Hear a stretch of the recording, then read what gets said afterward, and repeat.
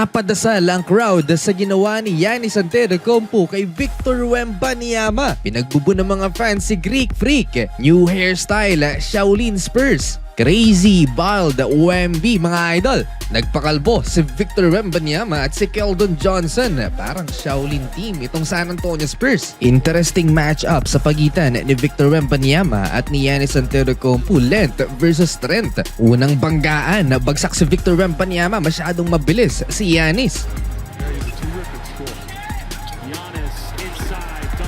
Hype na hype kagad itong si Thanasis. Sumunod na possession, sinukat muna ni Giannis ang haba ni Victor Wembanyama. Mid-range jumper pero mintis. Eto pa mga idol, umatake ulit si Giannis Antetokounmpo. Partially blocked ni Victor Wembanyama pero may contact. At eto na nga ang sinasabi, papunta pa lang sa exciting part ay na-injured na naman si Victor Wembanyama. Knee-to-knee contact na naman mga idol, kagaya sa nangyari sa laban naman ng San Antonio Spurs at OKC Thunder.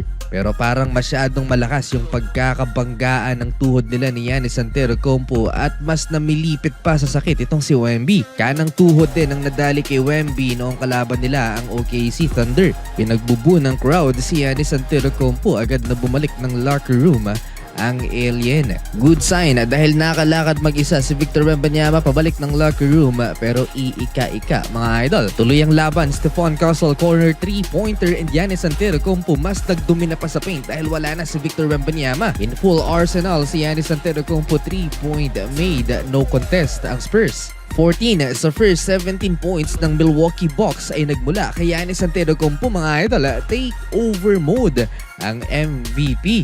Well, nang mailabas si Giannis Antetokounmpo, nag-step up ang mga role players, total team effort at napanatili nilang dikit ang laban para naman sa San Antonio Spurs na pa-take over itong si De'Aaron Fox with 12 first quarter points. Nagpahabol pa ng 3 si D. Fox mga idol, 31-27 lamang ang San Antonio Spurs end of first. Second quarter, good news para sa San Antonio Spurs dahil nakabalik si Victor Wembanyama. Agad siyang natirahan ng 3 ni Bobby Portis Jr. Sunod-sunod na 3 ng Milwaukee Bucks, nakalamang pa sila sa San Antonio Spurs. Another one by Bobby Portis Jr. in front of Victor Wembanyama. Lupit naman ang first basket ng alien, nakatalikod na layup kontra kay Kyle Kuzma, and Stephon Castle with the highlight.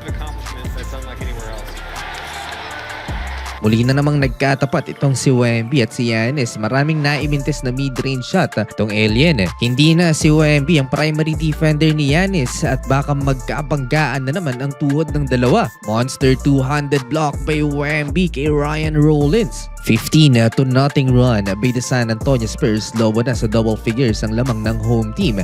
Victor Wembanyama, back-to-back 3-pointer para i-hype ang crowd.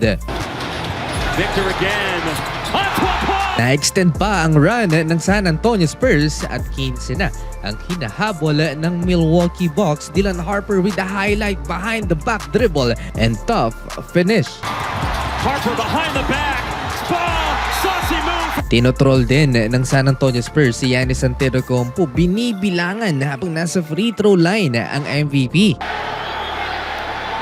Success naman mga idol dahil nagmintis ng 2 free throw si Giannis. 17 points ang biggest lead ng San Antonio Spurs. Na-slip naman si Victor Wembanyama sa fake na to ni Kyle Kuzma, pass to Giannis for a finish layup. Pinoprotektahan ng San Antonio Spurs sa Wemby sa depensa. Kaya naman ang ginawa ni Mitch Johnson, pinagsabay sila ni Luke Cornet sa court. Solid sa first half si Kyle Kuzma, nagtala pa siya ng back-to-back 3-pointers papatapos ang second quarter. Total of 15 points sa first half at lahat ng yan ay nagmula beyond the arc, 5 triples. Matapos ang injury scare early in the first quarter, nakapagtala naman ng 11 points sa first half si Wemby in 12 minutes of playing time. Perfect 4 out of 4 naman sa field si Stephon Castle, 14 points sa first 2 quarters, 66-53, 13 points first lead. Third quarter transition defense, Wemby natapik ang bola kay Giannis. And great set up by De'Aaron Fox, player screen.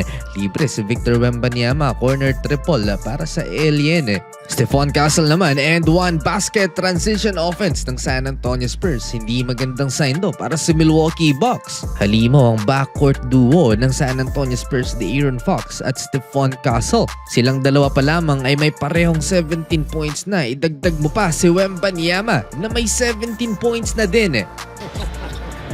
Victor, another three.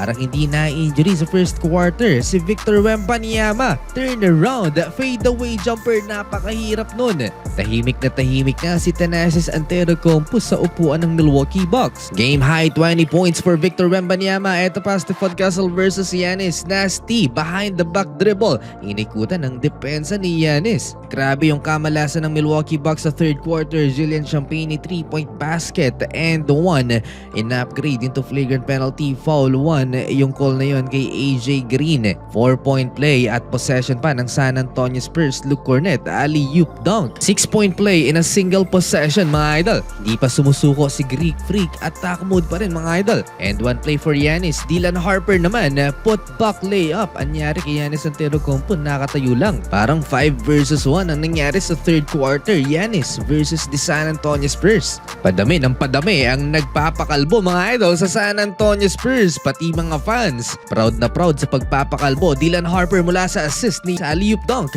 Another one for Dylan, transition points again. Sa kabila ng lamang ng San Antonio Spurs, tinapos pa rin ni Victor Wembanyama ang third quarter. Nice fake and a jumper for Wemby. 22 points in 3 quarters para sa Alien. 40 points sa third frame ang San Antonio Spurs. Mukhang nagdadalawang isip na si Giannis Antetokounmpo mga idol kung mananatili pa siya sa Milwaukee. Malapit na ang trade deadline.